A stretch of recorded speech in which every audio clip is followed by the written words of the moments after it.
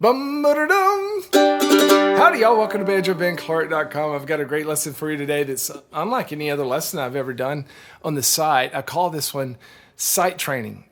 Now, you may have heard of the term ear training, and that's where we work with our ears to learn how to recognize pitches and intervals and harmonies and learning licks and melodies. We're actually going to work with our eyes to learn to see what other people are playing and what we are even wanting to play. So I'll tell you where this lesson idea came from. At a recent cabin camp, there were several campers that told me, at my local jams back home or jams that I go to, I have a hard time finding not only what key is the song in that's being played, but also what chords they're going to. Because maybe they're a banjo player and they don't have another banjo player to watch, something like that. And if you're new at a jam, you can be a little shy of asking. So I thought, well, that'd be great to work into a lesson. And what we're going to do today with the mandolin is, this is a mandolin lesson, but it's actually for guitar players and banjo players. I think mandolin players will find it helpful, but we're going to show you what we mandolin players do in songs to get certain chords and certain keys so that it'll educate you. So next time you're at a jam and you're sitting next to or across from a mandolin player and you see them do something, at least you'll have some knowledge of like, oh, they're going to the 4 chord, or yeah, we're in the key of A, or whatever that may be. So we're going to work to make this a more educated jam group here, and you'll feel more prepared as you're going to jams and as you're playing songs that you've never heard before. And if you're watching this somewhere else besides BanjoBenClark.com, I'd be honored to have you on board the site as a Gold Pit member. You get access, it's over 800 lessons now that you get access to, and you'll be able to watch this full lesson as well. Okay, we're going to learn the intel here. I'm a super secret spy from the mandolin world to teach you what mandolin players do. And then after that, I'm going to give you a quiz to see how much you retained. So I'll play some stuff without sound, and you can see if you can figure out what key we're in and what chords we're playing. And then I'll turn the sound on and see if you were right. Okay? Now, the first thing we need to learn as super secret spies into the mandolin world is what the mandolin open strings are, because open strings are going to be used a lot in our rhythm. And if we understand what the musical alphabet is, which if you don't know that, you need to go to my basic theory courses and learn that. If we know what that is, then we can always count up to be able to understand what a mandolin player is doing. Now, if you're a guitar player, it's going to be easy to remember what a mandolin strings are, because they're the bottom 4 strings of the guitar turned upside down. Okay, so your bottom string on the guitar is a low E. Well, that's our highest string on the mandolin. And then on guitar, you have A. Well, that's our next lowest string. Then you have D. Well, that's our next lowest string. Then you have G, and that's our lowest string on the mandolin. So just take a minute to be able to recall and recite what the strings are on a mandolin. What is the lowest one? G. And then what? D. And then what? A. And then what? E. Now, here's the cool thing about the mandolin is that all of those strings are equidistant apart in the musical alphabet. So that means that if we go up to the 7th fret, and this will come in handy, if we go up to the 7th fret on any mandolin string and we play that, that's going to be the same pitch as the next highest string. So if we go to our G string, we play the 7th fret, that's going to be a D note for our D string. If we go to our D string, go up to the 7th fret, it's going to make an A note, because our A string's next. And then again, if we go 7th fret on the A string, it gives us our E string. Okay, that's important, because when mandolin players get up here and they start chopping, doing all this, then we can do some math and say, well, how far away from the 7th fret are they? And so we can figure out what they're doing. So I'll keep just shedding the light on all this mandolin knowledge, and let's take a brief break, and then I want to start with some open chords, because that's going to be the foundation of everything that we're going to see on the mandolin neck. After we've learned our open strings on the mandolin, G, D, A, and E, the next most important thing that we can learn is this one chord shape. Looks like this. It's an open chord. It's a 2-finger chord. The chord that we're playing is a G chord. We're going to see this all over the mandolin neck, not as a G chord, but as all kinds of other chords. Or we may see variations of it to help us figure out what the chord is. But here's what I want you to burn into your brain, is that whenever you see this shape, these 2 fingers, and it doesn't have to be played with the index and middle. It can be played like this, okay? But anytime you see 2 fingers played like this on the mandolin, so 1 fret apart, and the finger that's in the back is up a string, that's very important. That shape needs to stick out to you, because that's screaming out something. That means that this finger, the second one, in this case, the middle finger, is on the note of the chord that you're making. This finger, whatever note that's on, that's the chord that these two fingers are playing. So I told you that this is a G chord. Well, there's a couple of ways we know that to be the case. One is we got these two open strings, G and D. But also, this note right here is a G note. You might say, well, I don't know that. Well, you can know. What did we say the first string of the mandolin is? E. And then if you know your musical alphabet, which you should, F, F sharp, G. Boom. Okay, there's a G chord. So just a quick quiz. We could take that shape anywhere we want on the mandolin. Let's go right here. And we could tell what chord shape I'm making here, because where is the middle finger? And the middle finger's on the 7th fret of the D string. What did we learn about that just previously? It's an A note. So that is an A chord. Again, does it have to be those two fingers? What if we went here? Boom. There's that shape again. We see it, right? Well, what is our pinky on this time? Well, it's 2 frets higher than before. That's a clue. But also, if we count up, E, F, F sharp, G, G sharp, A.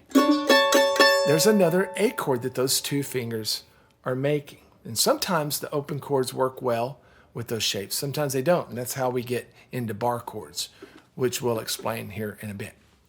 But I just want to point that out. 2 things that you should know right now about mandolins. Everybody should know this. Just like you should know how to say hola and gracias and de nada in Spanish, is we should know what our open strings are on a mandolin, G, D, A, E. And we should know what this shape looks like. And it can be disguised. It can be all kinds of different chord shapes. But when we see this, we know that that second finger, that lower one, that's on an important note. That's on the note of the chord that we're making. Okay, so now let's see how that fits into our most common rhythm chord, which is the big chop chord that we see so much of. In this little part of the video, I want to look at the chop chords. That's what we're going to see most often in a bluegrass jam. You've seen it before, right? And there's a couple different chop chords, big positions. Some of them I would call a bar chord, but then there's this big chop chord that I want to make sure that we understand, and there's a couple different variations of it. One thing, as I say, the slowest sentence in history that we need to remember, of course, is that when we recognize this shape, we know that the lower finger is on the root note. Okay, that is actually going to be the basis of our major chop chord that we're going to see a lot of. And the other 2 fingers are going to be up here somewhere, okay? And in particular, they're on the 5th fret and the 7th fret. Okay. What's interesting, that's a G chord. That's a closed G chop chord. What's also interesting is that my ring finger is also on the root, just 1 octave lower. Okay. But when we see this chop chords, we don't need to wonder what's going on, because buried in that chop chord is this shape. So we know that that's a G chord. Okay, so I can take that anywhere. Boom. I can take it up here. Where's that middle finger? On an A note. And we can keep going up. Okay, and it's even helpful that on a mandolin we have dots, usually on the 5th and 7th fret. If our middle finger's on that, that's an A chord and a B chord. And then if we go 1 more fret up, there's a C chord. And then that's pretty much as high as we're going to go for that 4 finger chop chord. After that, we're going to start over. And what we're going to do is we're going to take that chop chord and we're going to move the whole thing up toward the ceiling, 1 string. This works on mandolin because each of our strings are equidistant apart on the mandolin scale. So we don't have to use different chord shapes like you do on a guitar or banjo. We just move the whole thing up. And when we do that, guess what happens? Nothing changes. Our middle finger here is still on the root of the chord. And what note is that? It's a C note, okay? So that's a C chord. D chord, E, F. You can keep going all the way up to G, okay? So don't let that confuse you. If you see a big 4-finger chop chord, you can tell what it is, either by the middle of the ring finger. And then if you see this 3-finger chord where your pinky's not really in use, then know that that's just the 4-finger chop chord moved up a string, and our middle finger and our ring finger still telling the tale of what chord we're on. Now, here's something to keep in mind. Most bluegrass music and country music have the same major chords and minor chords, which we'll get into in a bit, over and over and over again. And maybe you've heard the terms 1, 4, and 5. Well, what does that mean? Well, the 1 is the chord of the key that we're in. So let's say the G, that we're in key of G. The 1 chord would be the G. And then the most common major chords that we're going to go to are the 4 and the 5. Well, on the G major scale, G, A, B, C. C chord's a 4, a D is the 5. And it's really easy to get those on the mandolin. It's one reason why mandolin's so easy to get started on. Because what we're going to do, if we have the G chord here, and we want to go to our 4, we're just going to move the whole thing up, 1 string, boom, and go to that C chord. There's our 4 chord. And if that's our 4, how do we get to our 5? We just move it up a whole step, 2 frets. Okay, so a 1, 4, 5 easily looks like this. There's not a lot that has to move, is there?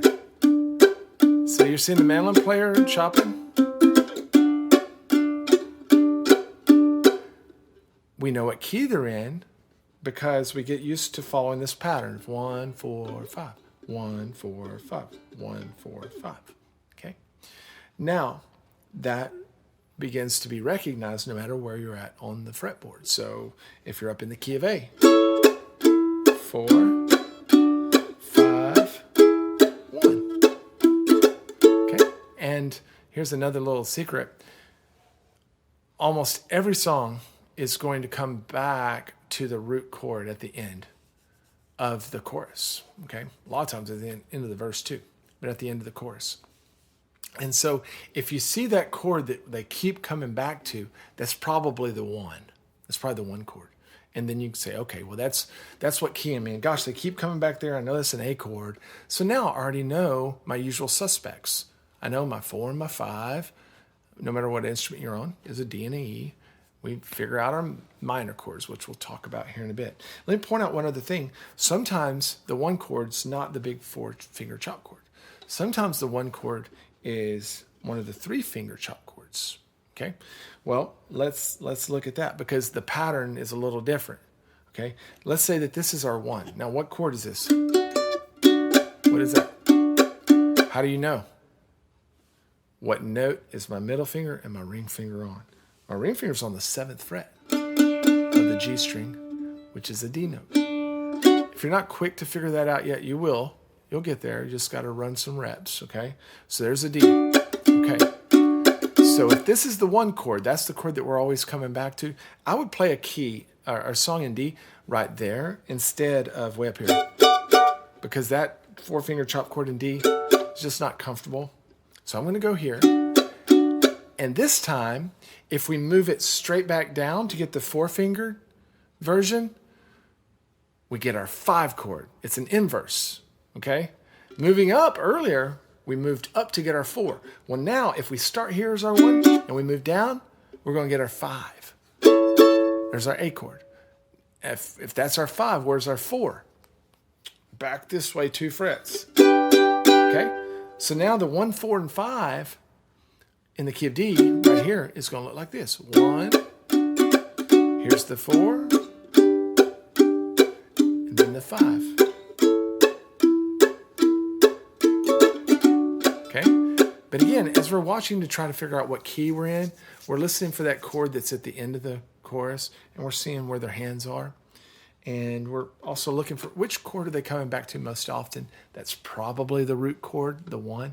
And then we can figure that out. Once we know the 1, we get comfortable with what chords are in various keys, then we've got that figured out. Now, let me take just a quick break, reset here, and I want to talk about some minor chords that we're going to most often see, the shapes, how we get those, and how to recognize them. And then I'll cover some other anomalies and some modern chord shapes that you're going to see that you maybe get confused on if you're used to looking for chop chords. Let's talk minor chords for just a bit. And I want you to wrap your head around this if you can. If you want to learn more about this, I have minor chord lessons on the site that go more into it and use some tab. But it's important first that we understand what makes a minor chord a minor chord. I don't want to get too deep into this. I'm just going to show you kind of the quick and dirty of how to recognize them. But just real quick, what makes takes a major chord and turns it minor? Well, we take the third of the chord, okay, and we flatten it a half step. So let's go back to our G that we all know now. Okay. The third tone of the scale of the chord is actually under my index finger on this shape. And if we lower that by 1/2 step, it's going to make it minor. Hear that? Happy chord, sad chord now, happy chord again. Okay? All right. So here's what's interesting, that I told you and drilled you that if you see this chord shape, you know that the middle finger's the root. Well, also, if you see this shape where there's a fret in between them, the middle finger is still the root. So one way that we can make a G minor chord, it's a bit of a stretch, but here's our big G chop chord. We could just put ring finger or our index finger back and do that. That's hard to do there. I would most often do it up here, like if I have a B chord. If I'm wanting a B minor, I can get that stretch. But that's still probably not how I'm going to get it. Let me show you another way that you get them. It's just important to see that. Now, if I were to take that chord and I want to move it up, so instead of a G minor, let's say I wanted an A minor, which is one whole step higher. Well, that's easy. I just move these two fingers up. Problem is, the open strings also have to come up, right? And I don't have a finger there to do those open strings. So I moved up 2 frets here. I need those open strings to move up 2 frets. So what I've got to do is change my fingering. So I'm going to play this minor chord with these 2 fingers, and then I'm going to use my index finger to bar. And that's my minor chord. Okay? So it's important to be able to recognize these minor chords. I can make my A major chord how? Remember, let's go backwards by just raising this third up to here. G chord, A chord, B chord, C chord. We talked about wanting to learn some bar chords. Well, there you go. Because that's going to be the basis for a lot of our rhythm. I'll keep talking about that here in just a bit. Okay. Maybe not blowing your brains up too bad, but we've got that minor chord there. All right. That's interesting. All right. Now, there's another minor chord shape that's very closely related. Do you remember how earlier we just shifted everything up a string? Well, we can do the same thing going the other way. We can shift everything down a string. And if I do that, my pinky will have nowhere to go, will it? But my middle finger, or my index finger now, is going to bar the middle strings. And my middle finger is going to be there. Now something's got to cover this low string, and it needs to be covered right here on the 4th fret. So a lot of times instead of that, I'll actually not cover the 1st string and just go here. Here's why that's important. Whenever we see that index finger is on the root of the minor chord. So when you go back here to the A minor chord like we were doing, this is on the root, but also that index finger is on the root. And then here, it's on an E note. Okay, let me put that into context.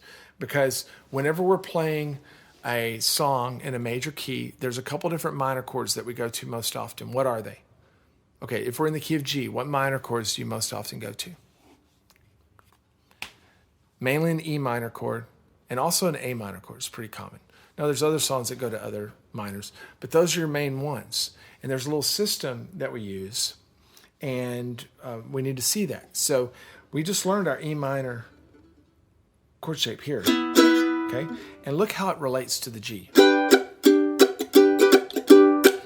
All that I do is take my index finger and go up. So whenever you see somebody barring the middle strings with their index finger, know that that's a minor chord, probably. It can serve as a major too, but a lot of times it's minor. And to get the relative major to that, to figure out what key they're in, you just got to drop it down 1 string and go back to that shape. So here we are.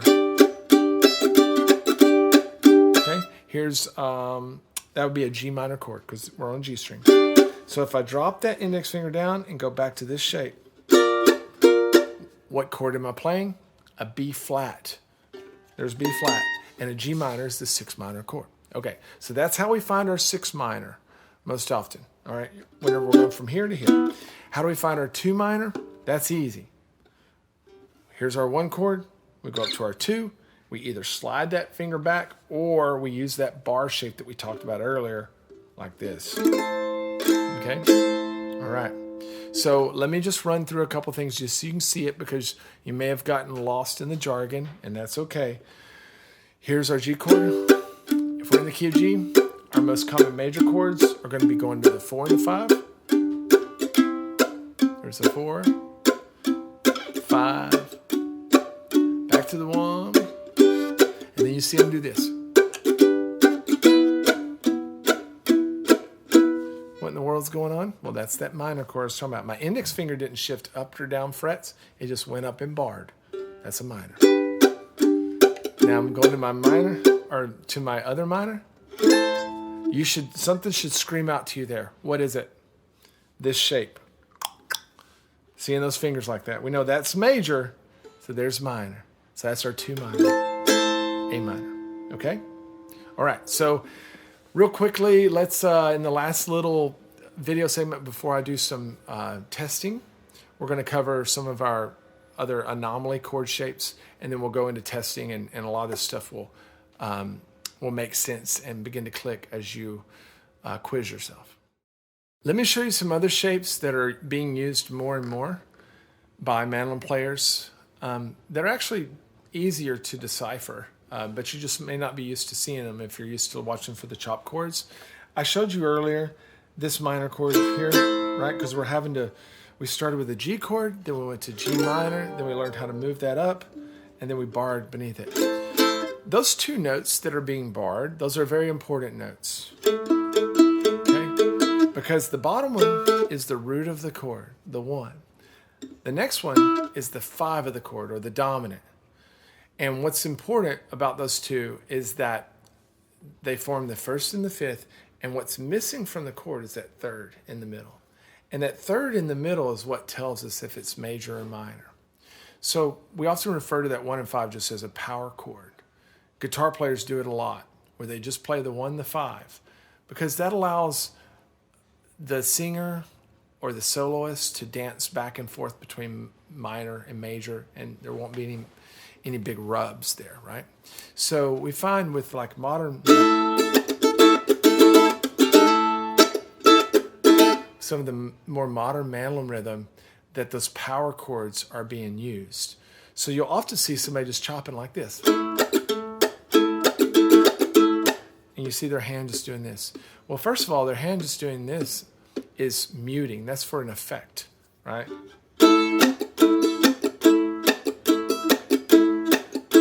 And what they're doing down here is they're hitting that power chord.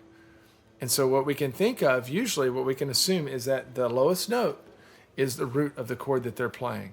Okay? So the same thing can be true, say, right here. This time I'm not barring the bottom 2 strings, I'm barring the middle 2 like we were with that E minor. But let's think about what notes those are. Okay? This is a G note. That's a D note. We're just worried about the lower one, the G. Okay? So what will often be done is, that could be done for a G chord. So what do you do with the other strings? Well, we're going to not play the first one. We'll mute that. And then what they often do is play that lowest string 2 frets up. That gives us another D note. Or it can just be muted, sometimes just with our thumb over the top. That can happen sometimes, okay? So if you just see that there's a 1-finger bar going on, just know that that top note, or the bottom note, the one closest to the mandolin player's face, is the root that's going on in the bar, okay? There's all kinds of other shapes that we can make. You've heard this ringtone. Okay, those are all double stops there, and they can be used for chord shapes too, where they're only using, the mandolin player's just using 2 strings and muting the rest. A couple that you can watch for. There's this D right here, and in this instance, with this particular shape, this middle finger's on the root. That's used quite a bit. Or you see that a lot. Well, we already know that chord shape. This note's on the root. That's an A. That's used a whole lot for like a for Salt Creek. Dun, dun, dun, dun, dun, dun, dun, dun. And then they'll go there for a D chord, and then here. Okay, so some of those modern shapes are a bit maybe more difficult to decipher what they are, but they're not. They aren't more complicated. They're actually more basic. And so you just got to watch for those barred chords, and that's where you know the root is. Okay, let's do some testing now so you can see what you've learned so far and put into practice.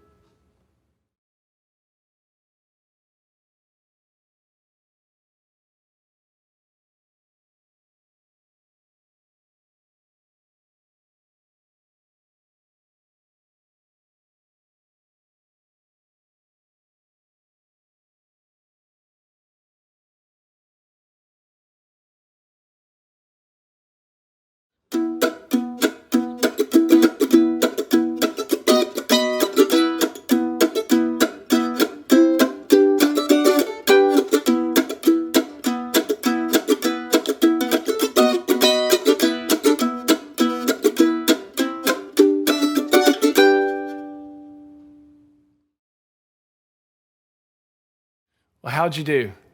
So some of those are tricky, right? And I tried to hold to the rule that it was going to come back to the root at the end, because almost every song is going to do that. So even that last one, which was the B part to Blackberry Blossom, which has an E minor and a B chord in it, which is a rare thing in the key of G, it still comes back to the G at the end. You're like, what key is this in? I'm seeing a B chord, I'm seeing an E minor.